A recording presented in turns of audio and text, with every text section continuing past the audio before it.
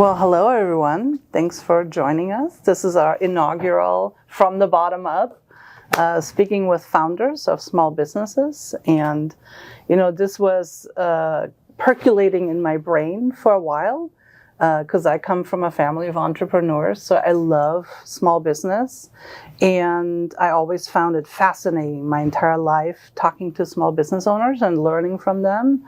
The why, the how, the what behind everything. So I thought, how about we're doing a founders series, to capture some of that information and hopefully give some insights and tidbits and advice to people who are watching or tuning in to the recording. So today, this is, as I said, our inaugural event. And I'm so happy that we have Michi Suzuki here with Michi Suzuki PR, LLC. Yeah. Correct? So, good morning. Thank you very much for having me, and good morning, everyone. We're kicking off the day with some good conversation. I'm assuming everyone in here are business owners, yes? Sweet. So we're going to have fun conversation, and we're going to get to know each other by the end of the session. Yes. Yeah. All right. Well, let's dive right in. I have some questions. You've spent over 20 years in PR and marketing, and including running your own agency for about a decade, right? What first 2 decades? Okay, well, started as a baby, practically. What first drew you to PR, and what made you go out on your own? Yeah, so my background is in the hospitality industry. My mother, single parent, came over by ship from Japan and didn't speak a word of English. Went into working restaurants. Ended up opening her restaurant, second restaurant, and then ended up having several restaurants. And I looked at that and I was like, wow. That is an amazing human being that just kind of didn't speak English, ran with it, and then opened restaurants and was serving community, hospitality. I'm a super extrovert, and so I was like, I think I could work in this industry. And so I started, most of my life was working in the hospitality industry. And the light really came on for me when I was managing a 4-star restaurant downtown, and I organized a media trip for about 10 Japanese journalists. They came to Seattle. They were sitting around the table, and when the chef came out, the first camera that went up, a flash went off, and I was like, I think this is what I like doing. Like I like bringing people together. I like telling their story. And I'm kind of done babysitting restaurant, this is the staff. And so I was like, I think this is what I want to do. And so I went home and I told my wife, I said, I think I'm going to start my own PR agency. And so I went to the UW, I took a certificate program, and learned, kind of fast-tracked on PR. And I was like, you're basically storytelling. And so I was like, I think I can do this. But the funny part is when I took the certificate program, the very first day, the professor said, I want everyone to go around the room and just say who you are and what you're hoping to get out of this program. So I'm at the kind of towards the end, and they start going around the room, and this person's like, oh, I'm the VP of communications at Washington Mutual Bank. And I'm like, well, why are you here? And then and then someone else is at a big company and also high up in communications. And so I was like, and then you start getting the nerves, and I'm like, well, what am I going to say? I was like, and so I literally stood up and I was like, hi, I'm Michi Suzuki, and I'm going to start my own PR agency. And the second I said it, the two little voices were like, you are? I didn't know you were. And I was like, okay. So then I said to Janine, I said, I'm going to start my own agency. And the next day I literally went out and just started looking for office spaces because I was like, I'm going to dive in head first. And then I went to the 3 top chefs at the time, and I just said, I'm starting my own agency. I would love to take you on pro bono if you'll let me for 3 months and see what I can do. And that's kind of how I kickstarted it. And I think you learn by observing. Like for me, it was observing my mom, then working in the hospitality industry, and then asking myself, is this something that I want to do and could do? And I also did take Nancy Leeson out for lunch, who was, Seattle Times food critic for a long time. And I told her, I was like, I'm thinking about starting my own PR agency. What do you think? And we had known each other for many years. And she said, do me a favor and do it, because there's not a lot of great PR people in the city. And you love talking and telling stories. So, okay. So there, I'll stop. That's amazing. No, this is great. That's exactly what we want to hear. And those of you who don't know Michi's mom, she's a legend in her own world. And did she start her business? Yeah. She did? Yeah. That's amazing. Yeah. That's crazy. Yeah. She's, side note, just because she asked that, she will be 90 in February, and she texts me probably 3 times a day saying, find me a small space. I want to open a wine bar. I'm like, okay. And then the next one will be, find me a boyfriend. Okay. So I have another side job called my mom. Yeah, you're going to do her PR? Yeah, exactly. Of course, right? Yep, yeah. Yep. Well, you took a little detour into the corporate world before coming back to your PR agency. What did you learn during that time in the corporate environment? So that little detour was, it was working for also a communications agency. And I was asked to come and oversee communications PR for Fortune 500 companies, specifically within the LGBTQ space. And I quickly learned that agency life was not for me. I think there's certain personalities, and some people might be able to relate, but if your personality feels constrained in any way, you feel limited. Whereas if you have the freedom to run and do good work, then you're gonna do even better work and excel. That's what I learned from myself. And so when I was pulled into this environment, you have to track your every 15 minutes, being told, we don't micromanage, but then they wanted to see every email that went out before I sent it out. And I'm like, okay. And then just communicating with just super stressed out people. There was nothing you could do or say to kind of regroup and re-calm people. So no matter how you spun things or tried to just say, well, I think if we just sit down and talk about this and let's look at it from a different perspective, it was intense. And I knew that wasn't for me. So I just had to, I knew that if I went back out on my own, it would, the business would come back. So it was a good learning experience. Yeah, sounds like it. And I think this is also where you can definitely tell your entrepreneurial spirit, right? Not to be confined to somebody else's restrictions. Yeah. And you need that freedom to be creative and do your own thing, which I think this is also one of the reasons why most people go into business for themselves. Yeah. Yeah. All right. Well, what was the most exciting PR campaign that you've done, and why? Oh boy, I just came off of it.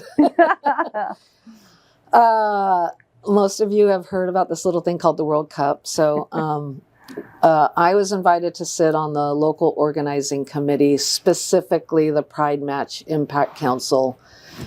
And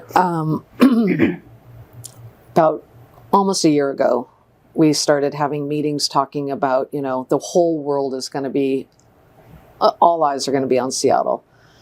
Who are we as a city? How are we going to show the world who Seattle is? And I'm born and raised here. I played soccer my whole life. I went to 2 gay games, which I feel are just like the World Cup. And so it was super near and dear to me. And I felt it was a huge honor and privilege to be asked to sit on this council and brainstorm with some really amazing people and just how their brains work and think about how are we as a city going to show the world who we are during our Pride Month. And so I was like, oh, this is going to be good. So as we kept talking about, ideas like Louise, there were people in the committee that just kept saying, well, let's talk about it. We're welcoming, we're inclusive, we have a gorgeous city to show off. How can we show that? And so from that, we just started like brainstorming. And I was like, well, what if we did like a really powerful video storytelling campaign that is shown everywhere so that when cameras from all over the world are filming whatever they're filming, they're going to catch a glimpse of these people, these voices that represent our community. So we, my business partner and I, along with a filming crew, interviewed over 50 people across the state, from tribal leaders, celebrity athletes, artists, musicians, LGBTQ plus business owners, and there was a common thread through this video that we would ask them some questions, but then we would say, have them say, welcome to Seattle, my name is, and then we would end it with, this is how I pride. And then they would look right in the camera and go, how do you pride? And so to have like a basketball player from the WNBA, the Seattle Storm, talking about as a 24-year-old, like living her authentic self and, what we've had to fight for all these decades. And now these kids are saying, they're the future voices, but they also still see struggle, right? So to be able to have them say, I just want to live my authentic self, and I play basketball, and I'm going to live out loud with my wife and my cat, but beautiful storytelling, and then her looking right at the camera saying, how do you pride? And then she throws the soccer ball, and the next person catches it, and this video storytelling campaign kind of continued that way. And so,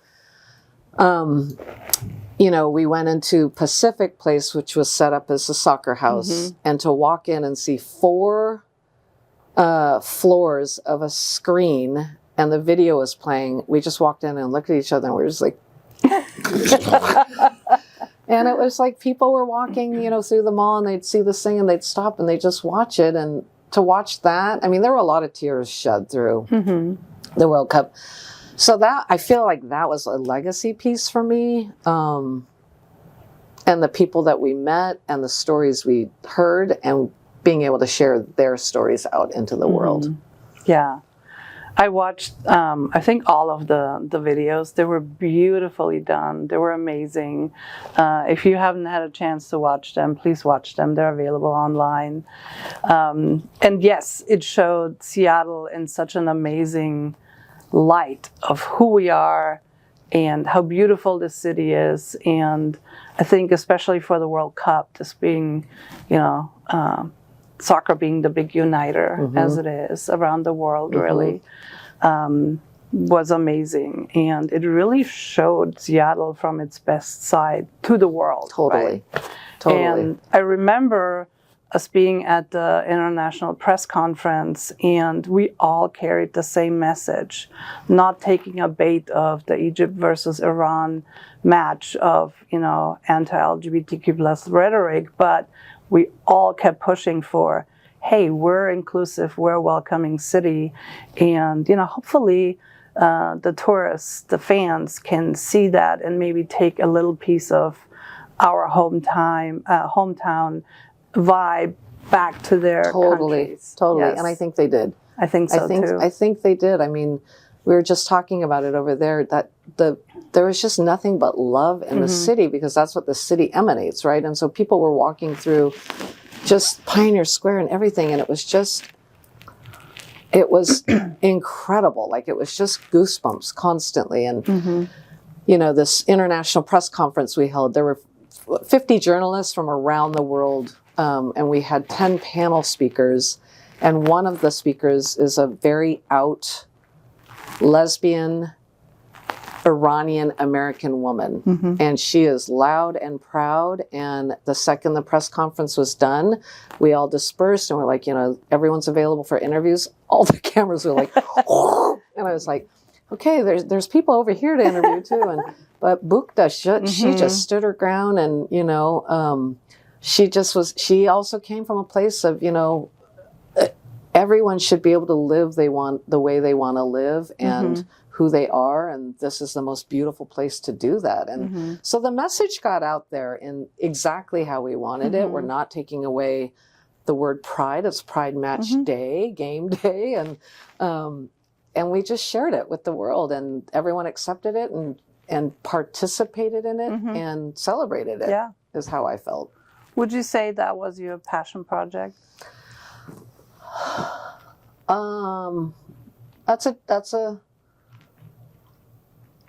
I have passion projects where, like, I would say that was my legacy project. Great.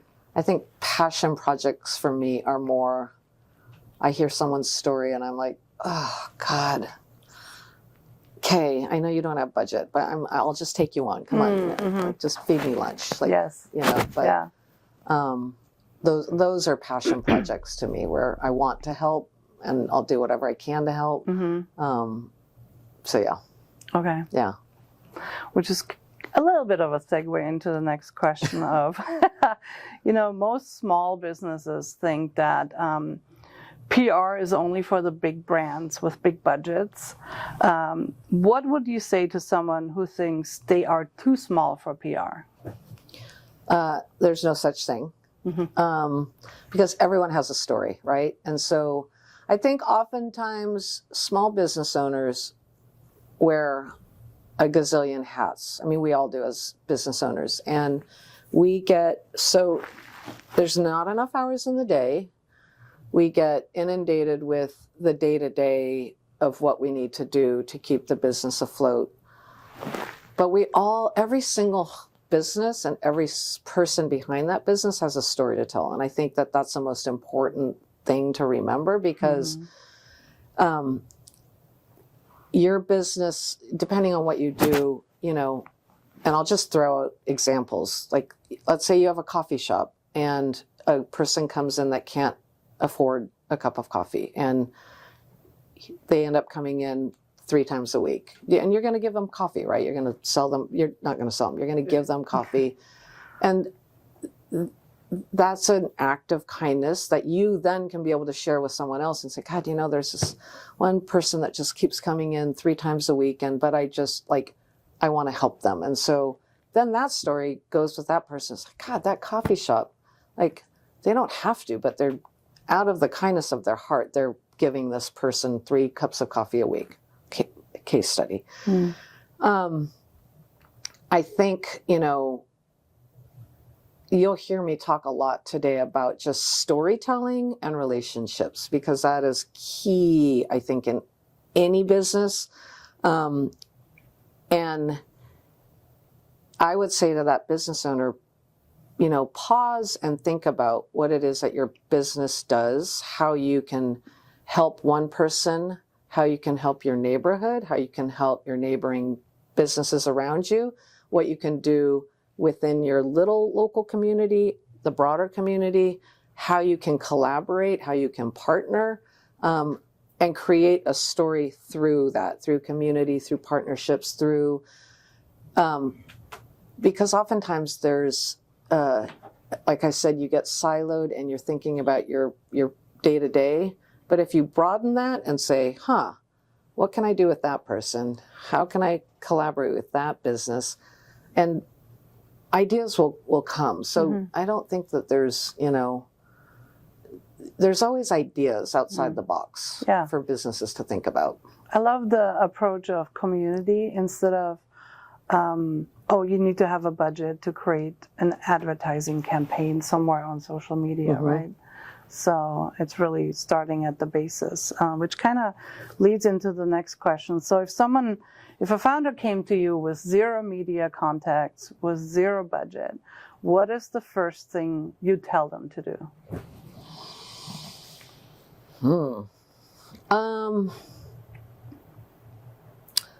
Well, I would want to understand what they're needing, what their goals are, why they reached out to me in the first place, and then I would probably, they have no budget. Yeah. Why are you sending me no budget people? Well, I didn't send them. They found him because Yeah. your name is out there. I would, I think I would understand what they were wanting, like the goals of PR. I would probably say, what is the story you're trying to get out there? Mm-hmm. There are ways that businesses can reach journalists on their own. And, if you have a lifestyle story to tell or a business story to tell, people can reach out to those journalists themselves by doing a little research and saying, oh, okay, Puget Sound Business Journal, this is what he focuses in on. Oftentimes I tell people, you can write your own pitch and just your storytelling, you don't have to have that relationship, but you could say, hey, Amy at the PSBJ, I'm hoping you'll hear my story. I just opened up this new goldfish store. And I did it because, and if there's a story to tell, if there's something that you're contributing and there's something unique that is going to catch Amy's attention about a business angle, then you're trying. I would also, again, relationships. Media is, I have worked over 25 years just building relationships with media, one person at a time. It takes a long time. It takes trust. And now I'm at the point where when I do send something to Amy at the Puget Sound Business Journal, she doesn't hear from me that often, but when I do, it's a valid, viable story angle that Amy's going to see. And she's like, oh, okay, let's open this up.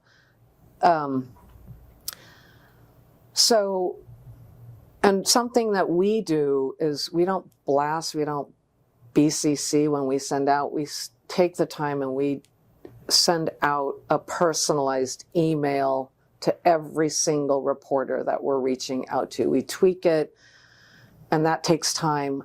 And so, again, I would say to that business owner, what is your story?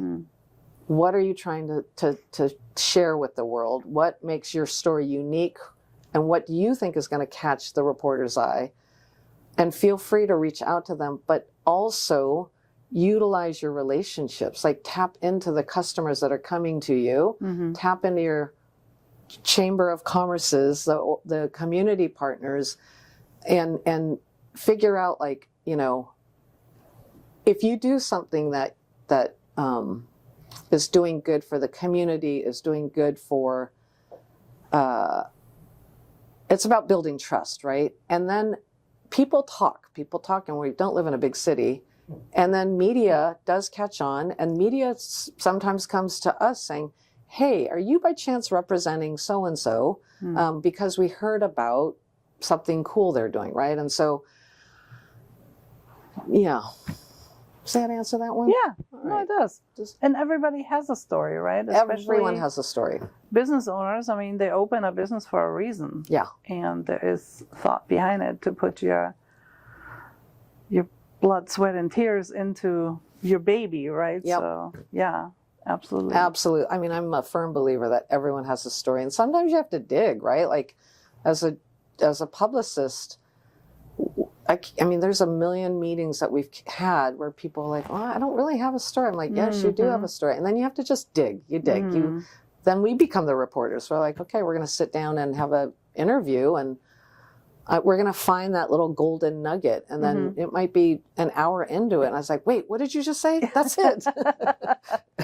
Yeah. Yeah. What's the difference between PR and marketing, and why does the distinction matter to someone who wears every hat in the business? Yeah, that's a great question. So marketing is what you're saying about yourself, right? So it's your website, it's social media, it's your email newsletters, it's what you're saying about you. PR is what others are saying about you. And so, you know, when you have a small business and you're wearing all those hats, ideally the two go hand in hand, because if you're, you know, pushing out on social, sending out email newsletters, then that's brand awareness. And then people come in and they're like, oh, I had no idea that this is great. And the customers, wow, I'm so glad I found you. Now they're following you on social, they're becoming a loyal customer. And then if PR kicks in at the same time and an article comes out, then that person says, oh man, I was just there last week and I loved it. And now I can't wait to share it with my friends because I discovered it on my own through, you know, social. Now I'm signed up for their newsletter marketing. And then I just read an article, earned media, PR, and those two work together. And, you know, now this customer is like, has trust. Mm-hmm. They went in, had a good experience, credibility with earned media. And now they feel comfortable going, hey, I went to this place. I just read about it. It's amazing. And tell all your friends. And mm-hmm. Great. Yeah. You said earned media. Can you kind of explain the term to folks who are not familiar with it? So let's use an example. Seattle Design Center has been a client for 5 years. I don't know if you are familiar with it's a big Seattle Design Center down in SoDo. 38 showrooms, mostly closed to the public, focused on interior designers. So it's kind of it's a hard beast to PR because it's the same showrooms that have been there for 100 years, closed to the public, and trade only. So I'm like, okay, whew. So their 50th anniversary came up, and we had we did a cold email pitch to the editor at Seattle Times Pacific magazine. And we drafted a very carefully thoughtful email pitch to her, and she immediately wrote back. It's like, I've never received a pitch like this. Thank you for being so thoughtful and intentional with your angle. And what we were doing was we said, you know, at Seattle Design Center's 50th anniversary, we want to bring you architects from over the past 5 decades. We will do all the work for you. We'll find you the architects, get their contact information, get images of work that they've done, 50s, 60s, 70s, 80s. And she was just like, really? And so we had everything dropped into a Google folder, and it was super organized, which made her job very easy to write this article. She did basically the whole magazine was Seattle Design Center and the 50th anniversary and all these architects and their work. So that was earned media coverage for Seattle Design Center. If SDC paid for that, that probably would have been about $125,000 piece just to have full coverage, 8 pages, images, everything that they would have had to have paid for to say, hey, we would like you to write this article. So that's earned media. Wow, that's amazing. You know, going back to storytelling, you know, this is kind of the red thread through the conversation of storytelling. How does a business owner figure out what their story is, especially if they think they have a boring business? That's a good question.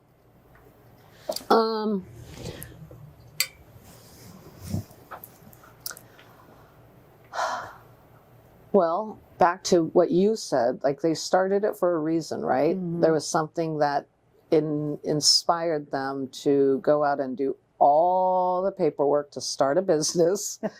And it's a scary step to take. And I hats off, and I admire business owners because it's a lot of work. And my mom, right? So I mean, to navigate paperwork back then, I can't even imagine. Anyways, I think you know, business owners start it because something inspired them to do it. That's a nugget, right? That's one storytelling nugget. And then I think asking the people that you are closest to, your family, your closest friends, like, hey, I'm feeling like I don't really have a story. Is my business, like, I would ask questions, right? Just like, I think this is a cool business idea. I launched it 2 months ago. No one's coming through the front door. Is this like, I would always drive curiosity, always ask questions, always seek out answers, tap people, tap GSBA. Oh my God.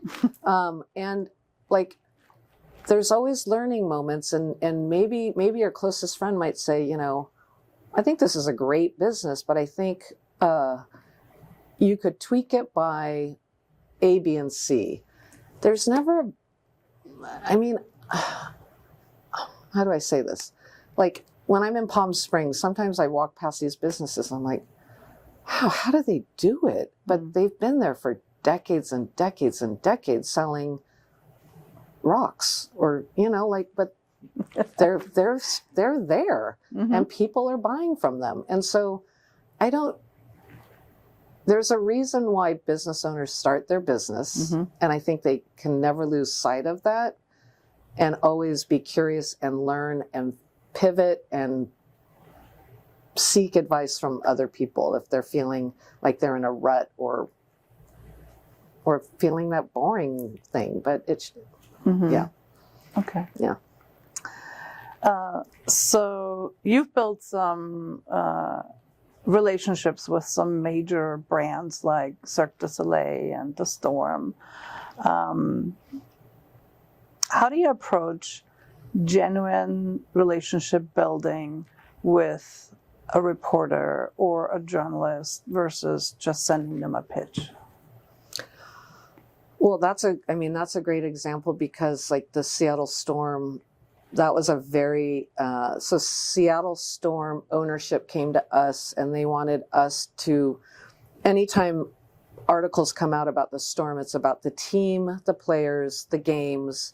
Ownership came to us and said, no one has ever told our story, the three women owners. And they bought the Storm when, you know, for very low in the millions, and then turned it around and $151 million valuation.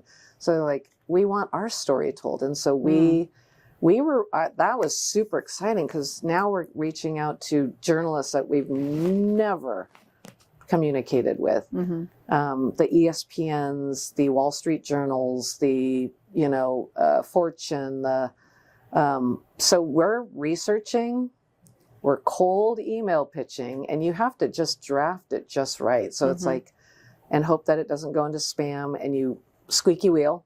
You follow up, you follow up, you follow up. Sometimes you pick up the phone. And I treat it as if I'm talking to them like I've just met them at a party. And so I draft the language so it's really genuine, it's warm. I'm hoping that my pitch resonates with you. If you're not the right person, I would greatly appreciate you sending me to the right contact. We feel that this is a very powerful story to share. And then you just draft the pitch just right, and you hope that they bite. And when they do, you ring that bell, because you're just like, yes. And you add them to, now you've got a contact at the Wall Street Journal, and you're like, awesome. I will share a case today, because it does kind of tap into this. We had an unknown memoir author out of Portland that wrote her first book, and it's a really intense topic. The book was heavy, but she's a huge success story. She's CEO of design schools now across the country. And so we read her book to really understand but she wanted us to pitch her first time memoir. And I was like, okay, we've never done book PR, but we're willing to try it. And so Lisa and I kind of, we read the book. That was our first homework assignments. So we knew what we were talking about. And then we were like, wow, that was intense. That's heavy. And so what are we going to do? So then we built a media list of journalists that cover books, and that's just research. And then we individually sent out the book, beautifully packaged, handwritten card to these journalists across the country, like the New York Times, all the big pubs. Well, they're so used to the same journalists reaching out to them that it was somebody new. And then they're getting this package in the mail with a handwritten card. And so they opened it. And so we did something totally different. And we ended up landing her on the Today Show the day her book published. Wow. And then got her New York Times bestseller within 2 weeks. I was like, okay. Yeah, we're book PR people now. Right? So that was a huge win, but it just goes to show, like, you don't have to have it's like you walk into this room, right? We're all going to know each other by the end of this, and it's building relationships and not being afraid to build relationships. I love that story. Yeah. You kind of already answered it, but what does a truly great pitch look like to you, and what makes you hit delete immediately? Hit delete immediately? Yeah, when you get an email from someone. Mr. Suzuki, delete. Let's see. I would say, again, I think it's just doing your due diligence and doing your research on the journalists that you're pitching. I'm not going to pitch Amy at PSBJ, who's a business angle journalist, a feel-good lifestyle puppy story, right? And then now once I've identified who Amy is and what she writes about, I research, like, I don't know, few articles that Amy has written in the past several months, figure out kind of her writing style, what she likes, and then we think about, is this the right angle? Do we include numbers in it? Do we not? And then just genuinely, the opening paragraph, like the first two sentences, have to be I call it the warm and fuzzies. Like, you just have to catch them with hey, listen, I don't know you, but boy, I really hope you'll read the rest of my email, warm and fuzzy tone, because they get thousands of emails a day, hundreds, and what's going to make them not hit delete, right? And so doing the research, making sure I know your writing style, what's going to resonate for you, and just really crafting it very thoughtfully. Great. Which just made me think of also, I'm sure you've heard of Jimothy. Oh.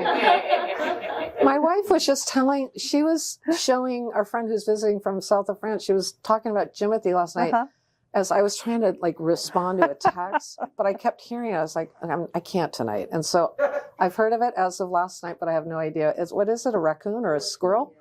It's a raccoon, yeah. Lives in Ballard. Yeah. I will research it today. Yes. It's fascinating how people have jumped at that opportunity. We actually have a member who just used it in their hot tub advertisement. I'm like, this is genius. Oh my God, I love it. Wondering how long that's gonna last. Yeah. Yeah. No, I'll have to do a little more research. Yeah. That's so funny. It's fresh off the front. Yeah. What have you learned about collaboration from working so closely with partners like Lisa Willis over the years? I love it. I was on my own when I launched. Then when I launched my first agency, my first business partner was the food writer at the Seattle PI, before PI Titanic. and she had a journalism background, and it was just great working with her because we sat side by side, and writing is not my area of strength. It should be, but it's not. And so I'd start writing a pitch, and she's over there just like, and she's like, "What are you stuck on?" And I was like, "This pitch." She's like, "How far have you gotten into it?" And I was like, "Hi, Amy." And then she's like, "What are you trying to say?" And then I would kind of explain. She's like, "Just send it." And so then she's like, and I was like, "Wow, okay." But that was her journalism background, right? So that was really lovely. And then that allowed me to go out and generate new business, work the partner, the new biz side, biz dev. And so that was a great partnership. Fast forward, then we had employees, then we went back to working at home. Lisa came on, my business partner, Lisa, worked in nonprofit for many, many years and always wanted to go off and do her own thing. So one time at lunch, I just said, just do it and we'll just divide and conquer. And I'm happy to just share my clients with you and we'll figure out the rest and just do it. So she did. Best decision for both of us, but it allows us to take on more and bigger. Every Monday morning, we just get on the phone, we look at our to-dos, divide and conquer. We work collaboratively in Google. I've been off for the past 6 days because my friend's visiting, and Lisa's just handled everything. And when she goes away, I'm hands-on. And we recognize each other's strengths. And so I'm all about like the biz dev and the partnerships and just how can we help other businesses and more businesses. And then we both love pitching. Like we just love, that's kind of we're pitching machines. She likes to write, thank God. And then I like pitching. And so it's a great combo. Yeah. And it just, I don't know, there's power in numbers, right? And there's no, it's just nice. Yeah. Well, speaking of numbers, how should a small business owner think about ROI on PR when it's not as easily trackable as like an ad campaign? Yeah. Always the number one question businesses will ask. So we always talk with business owners when they want to hire us, and then they ask, well, what's the ROI look like if we're going to hire you? And we always kind of bounce it back to them, and we say, well, what's the goal for you? And some business owners will say, well, I'd love to be on the cover of Time magazine. Great. Well, so what's that going to do? Is that going to drive, butts to your seats? So what is the goal of hiring us? And what is it that you're wanting that ROI to look like? And so we kind of just have conversation around it because PR is a long, slow relationship building machine, and things don't just happen overnight. And they're trusting in us that we're tapping into our database of relationships that we've worked over the years to build. But it's also based on their timeline. Like if we pitch something, it doesn't mean it's going to go in the paper or on digital the next day. They're going to time it based on their calendar and when their editorial fits with their side of things.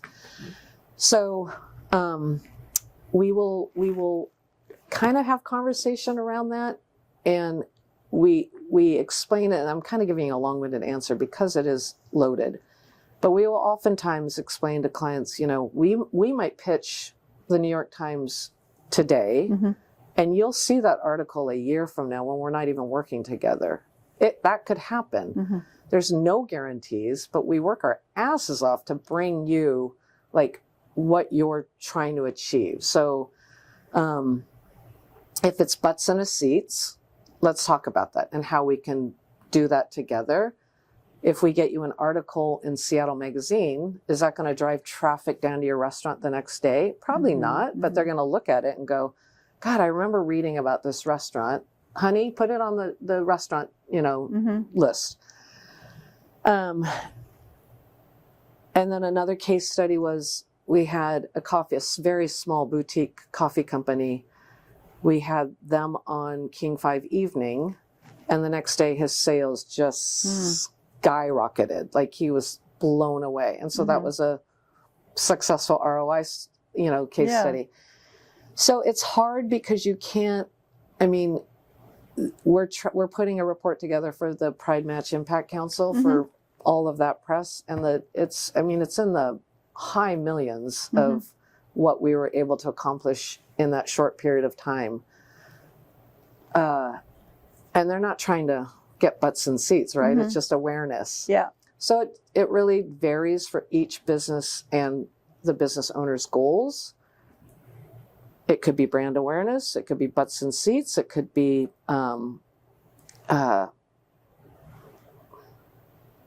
what else could it be? Huh? Digital purchasing. Yeah. So I just think that, and usually by the end of the conversation, the people that are very pretty honed in on ROIs, like they're like, okay, well, let's give it a shot. Let's work together for 3 months. And I was like, well, just so you know, like setting expectations, 3 months, we're onboarding, we're researching, we're list building, we're pitching, nothing's going to happen overnight. So as long as you're comfortable with that, and then when you do get the press hit. Yeah. So maybe sometimes it's not even to be on the cover of, what was it? Times or Forbes or whatever, right? Because it's not actually what's going to get them to the goal, the outcome they want, right? So I'm assuming that you're steering the conversation also like, okay, so if you were on the cover of Times, why would you think that's going to accomplish your goal, right? Exactly. Okay. And having them think like broader, right? Like sure, you want the press coverage, but again, it's relationships. And so how can you, like, tapping into your community, tapping into partnerships? We work so closely with our clients, and like, have you thought about partnerships? Oh, what kind of partnerships? Well, for example, Kimpton Palladian Hotel downtown, their theme is kind of like rock and roll and music everywhere. It's like, have you guys thought about, like, what if we approached Sub Pop and did a partnership with Sub Pop? They're like, oh, that's a great idea. And so, like, those kinds of things, like, let's explore what that collaboration could look like with Sub Pop. And if then you can go to media and say, we are officially the Sub Pop, rock and roll hotel of downtown Seattle. And so expanding the, beyond just being on the cover of a magazine or 4-page spread. Yeah, love that. So you talked a little bit about your PR win with the FIFA LOC campaign. Is there another PR win where you're really proud of that actually moved the needle for one of your clients? Yeah, I would say the book one, because then the book sales just like, psh.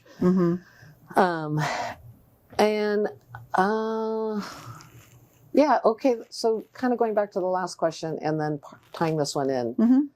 So the storm owners, it wasn't about driving ticket sales. It was about telling their story and wanting to be, for the world to see how they built what they built, like what the secret formula was. That's all they wanted, right? And so that was, like, we achieved those goals with the publications. We got them in.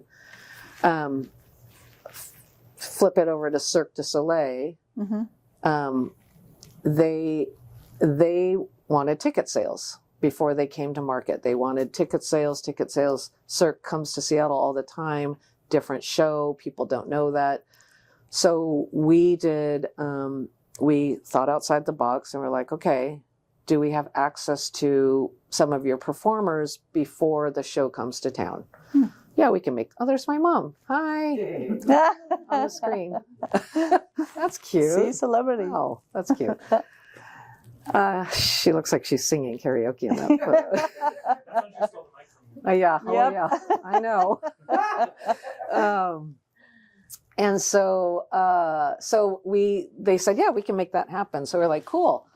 We got a couple performers to come to Seattle way ahead of the show arriving in Seattle. We did we had a juggler and a contortionist. So we did a press conference on the top of the Space Needle that day and had a bunch of media come to that. And it happened to be one of the windiest days. It was like 72 mile. And I was like, oh, okay. And I was like, I'm just standing here. The contortionist had to like get on the floor and do crazy things. And so we did that.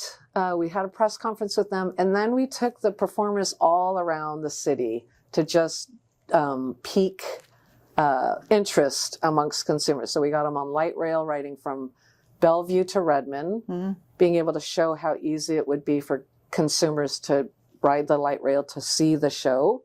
And then we took them down to the to Pike Place Market and like where the buskers perform, the fish showing. You know, we just were like walking around and all of a sudden they busted into performance. And then I was like, you guys, can they throw the fish? Like, yeah. So they were throwing the fish and then juggling fish. And while Lisa and I were walking around going, Cirque du Soleil's coming, you know, they're going to be here. And so that was to help drive ticket sales. And they crushed it their first month ticket sales wise. And then the key is like maintaining the momentum while they're in market. And then we won the Super Bowl, yay! But that also competed with media attention and telling your client, you know, that you're born and raised in Seattle. And I'm like, I'm super excited that we won the Super Bowl. And so just thinking about ways to continue driving momentum through their run of show, and we exceeded their ticket sales from the previous time that they were in Seattle. That's amazing. Yeah. What a great concept. I love that. Yeah, it was fun. Yeah. What's one PR myth you would hope that would just go away? We were talking about this last night before Jeffrey. Jimothy. Yeah, that one. Yeah. That PR is just sending out a press release and that we work magic, right? It's, I mean, it has taken years to get to where I am today with journalists, with clients, with, I think just the trust, right? It's like knowing, and we tell our clients this, it's like, we take pride in the relationships that we've built with journalists. And sure, you can interview a bunch of different PR agencies, but it's kind of like how you pick your vet, right? For your dog or your pediatrician for your kid. And you interview and you're like, I just feel really good about this person, this vet, and I'm going to bring my pet here. So, we don't just work our magic. We work really, really hard. It's not just sending out a press release. It's those relationships and going to them and saying, you know, Amy at PSBJ, you hear from me maybe once a year, but when you do hear from me, I'm bringing you a really newsworthy story, and I hope you'll take the time to read it. We also take, through the relationships, we often take journalists out to lunch just to let them know who we are, and then asking them, you know, how do you like to receive, how can we be mindful working with you? Like, how do you like to receive news? Is it, can I just send you an email? Is that the best way? Text, like, and being mindful of how they work, and then showing them that you actually care. And so that also builds a lot of credibility. But I think the biggest myth is that all we do is just crank out press releases and wave a magic wand and magic happens. It's a lot of work. Yeah. Yeah. And people probably should be prepared for PR being more of a long game. For sure. Yeah. For sure. Yeah. Yeah. All right. Yeah. So looking ahead, how do you see social media and influencer partnerships changing the game for a small business trying to get noticed? Again, relationships, authenticity. So we work with a lot of social media influencers in collaboration. Whether that's a client that wants to work with us and a social media team, we then partner and figure out the messaging, the cadence of how we're going to message stuff, events, promotions, all of that. Influencers, we work closely with on behalf of our clients. So we'll say, we want to bring you in and have you experience this hotel, this restaurant, this whatever, and have you share about it authentically. We often tell our clients, like, don't go for the 500,000 followers that are posting new content every day, different products, and go for the follower, the influencer that loves your coffee shop, that comes in every day. Establish a relationship with them, surprise them one day and take them out for lunch and just say, thanks for being a loyal customer. And having that person do content on your behalf at no cost to you, that is helping spread the word. So I think, we talk about are we going to get replaced by AI? I don't think so, because it's relationships, and the writing, sure, but the relationships and talking to people in person, that's not going to go away. And so we often just work in tandem, collaboratively, both with social media teams and influencers on behalf of our clients. But I always tell small business owners, you don't need to hire us. Work with some influencers. You can do this on your own. Research them, figure out what they're writing about, what their passions are. Reach out to them directly. You can DM most of them and just say, I'd like to invite you in and buy you a coffee or glass of wine, and I'd like to get to know you because I like what you've been posting, and I think that you would. And you're building relationships. You're walking into a room where you don't know anyone, and you're building a relationship. What keeps you up at night? Sirens in the 911. As a business owner. Yeah. Gosh.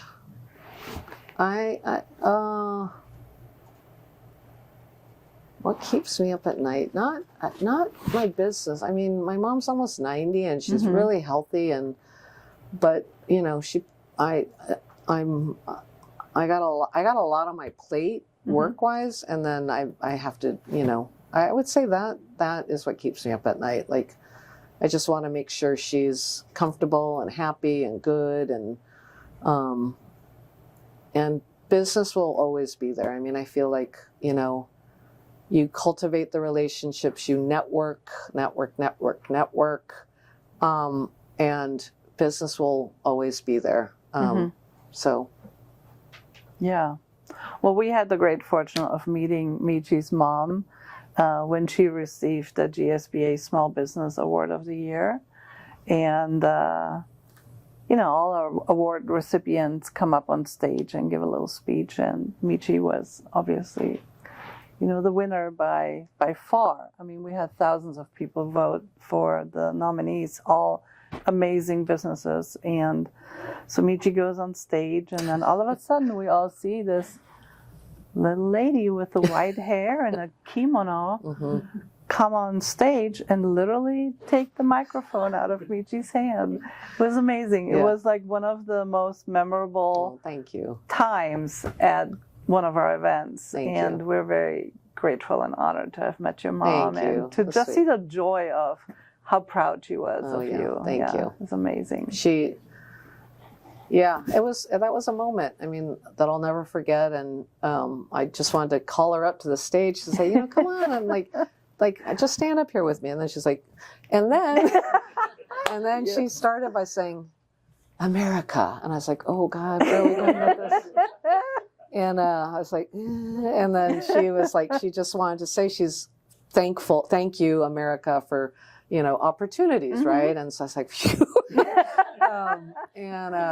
And then she was going on, and then I was like, oh boy. And I was like this. But then I had said during my speech, I was like, my mom, like I said earlier, wants to open a restaurant. But I said, Mom, how about if we do this? How about if I do a monthly pop-up at your house, $40 a person, you make a big bowl of ramen, I'll bring the wine, and then it's endless karaoke. Okay, only once a month? I was like, yeah. Like, not Friday, Saturday, Sunday? I was like, nope. And then I told her I was taking the summer off, and so she's been a little bored.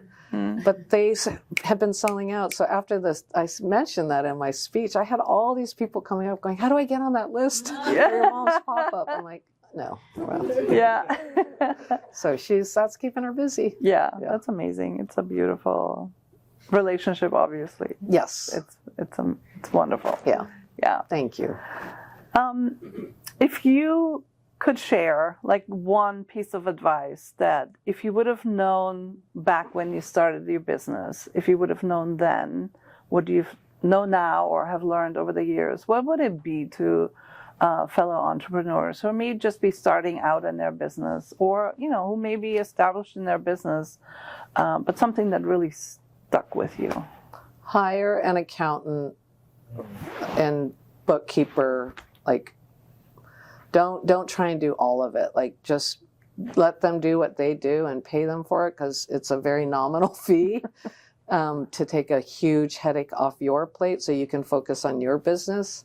I tried to do it all early on just to save money, right? And then I was like, oh my God, this is so not in my wheel. Why am I even trying to do this? And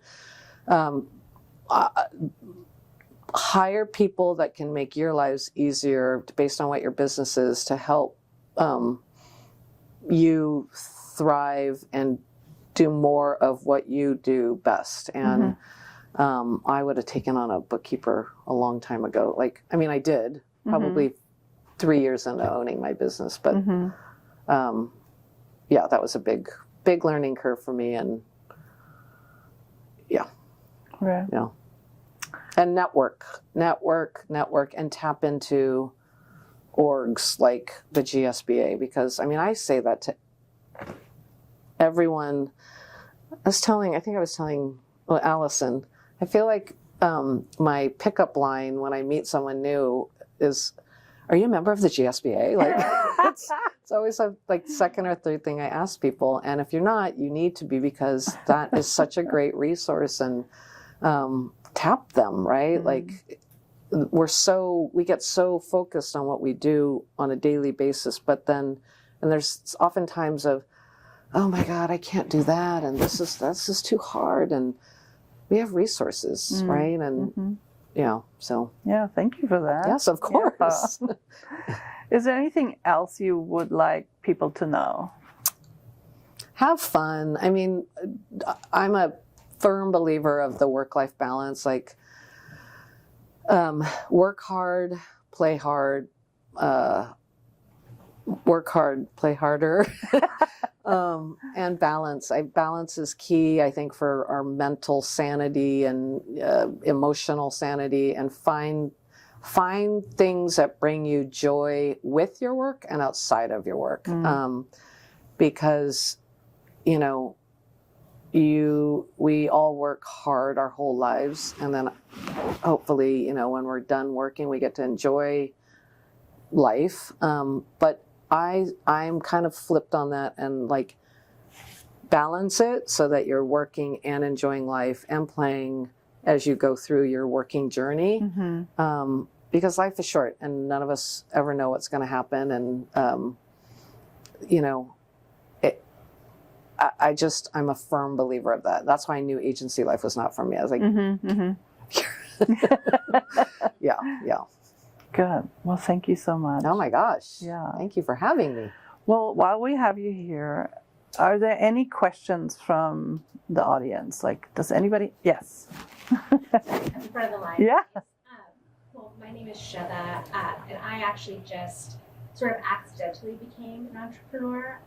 I've been doing B2B community comms and PR for 10 years. Okay. And right now, all of my business is inbound, but I need to actually be going out and driving business development if I want this to be like my true path and have this be sustainable long term.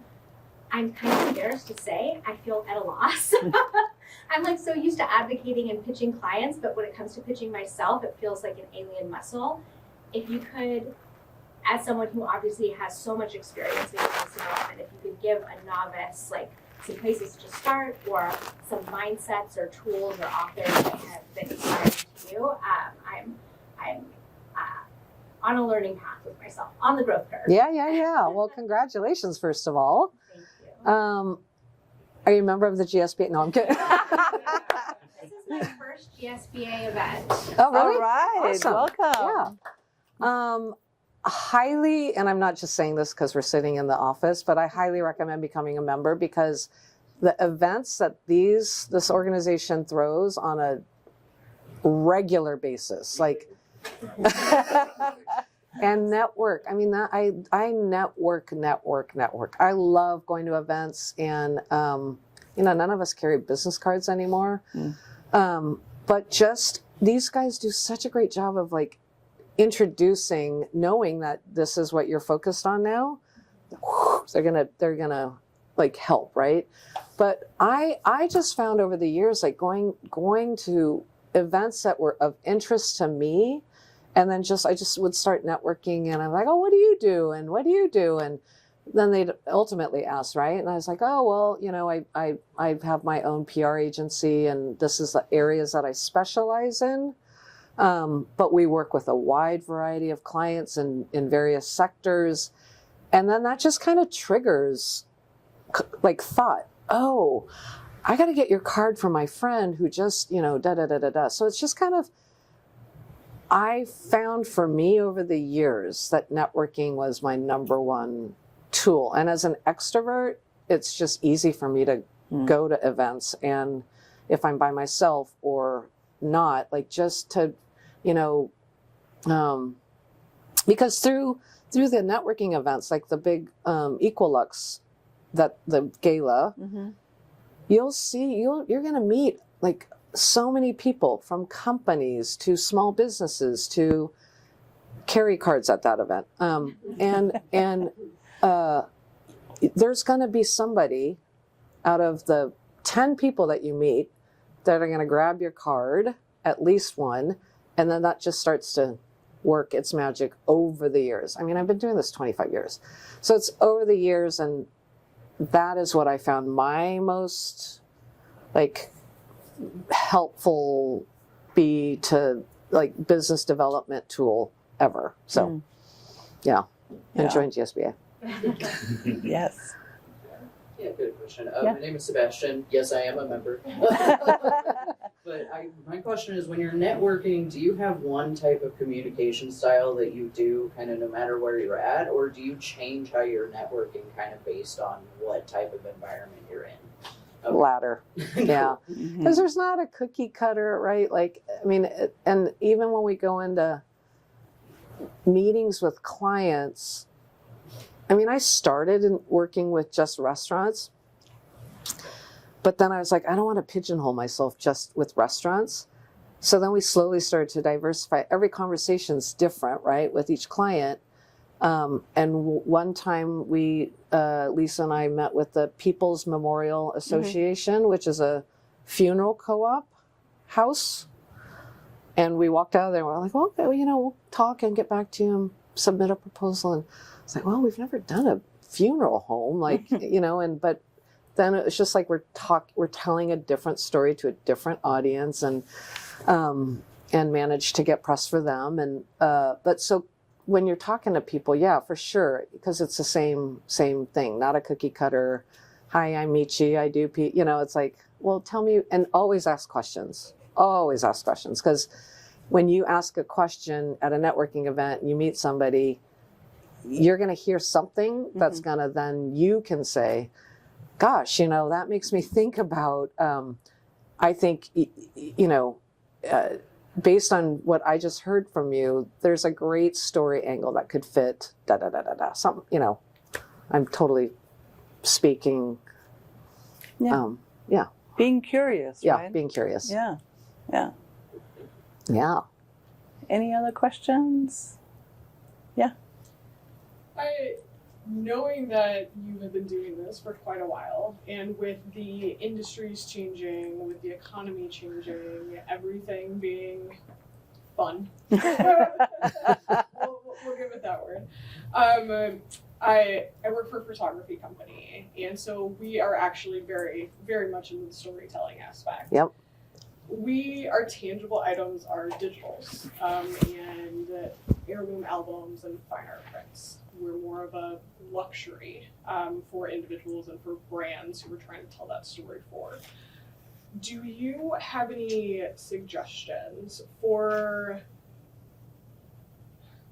the different types of storytelling aspects to continue to draw in those clients when they are at a very minimal budget and trying to, I don't know, I guess like, how could we reach those clients with the storytelling during times where they're also trying to get their story out, but they don't necessarily have that budget, and we don't necessarily have the compassion projects like left in our bucket. Yeah. There's so many a quarter, and then we run out of passion projects and need to put money on the table.